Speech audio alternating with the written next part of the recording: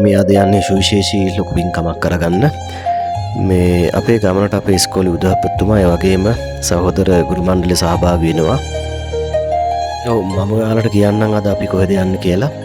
ඉතින් මේ තැන තියෙන්නේ මේ වැල්ලවාය නගරයේ සිට කිලෝමීටර් 6ක් විතර දනවල්ලි පැත්තට ගියාම මෙත් සේවා පදන මෙහෙම නැත්තම් මේකට කියනවා මේ විශේෂ අවශ්‍යතා ඇති ළමුන් 150ක් පමණ ඉන්නවා. ඉතින් ඒ දරුවන්ට අප විද්‍යාලයේ ආචාර්ය මණ්ඩලයේම විදුහල්පතිතුමා සම්බන්ධ වෙලා අපි මේ දානයක් දෙන්න තමයි සූදානම් කරන්නේ. ඉතින් ඔයාලට පේනවා ඇති අපේ ස්ටාෆ් එක ලයිලයියේ දානමය කටයුතු සඳහා සූදානම් වෙනවා.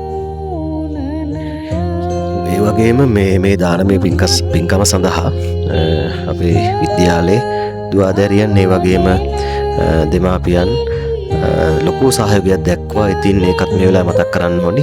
ඉතින් ඔයාලට මේ දසුන් පෙළ දකිද්දි පේනවා ඇති මේ ඔයාලා දකින්නේ මේ ළමා නිවාසයේ බාරකාර මහත්මයා. ඉතින් මේ මහත්මයා අතින් තමයි මේ ආබාධිත දරුවන් සඳහා සියලුම කටයුතු මැදිහත් වීමෙන් සිදු කෙරෙන්නේ. ඉතින් මං හිතන්නේ මේක මේ මහත්මයා මං හිතන්නේ කරගන්න ලොකු පුණ්‍ය කර්මයක් වෙනවා. මෙත් සේවා පදනම මගින් මේ කරගෙන යන ලබන මේ ආයතනය මේ පූර්ණ ආබාධිත සහ මේ විවිධ ගැටලු තියෙන ළමුන් 150ක් පමණ සිටිනවා. ඉතින් ඔයාලා පේනවා ඇති මේ දසුන් පෙළ දකිද්දි මෙතන මොන වගේ තත්ත්වයක්ද තියෙන්නේ. ඒ වගේම මේ මිනිසුන්ටත් ඒ වගේ මේ දරුවන්ටත් මේ විශ්වයේ තැනක් තිබිය යුතු බව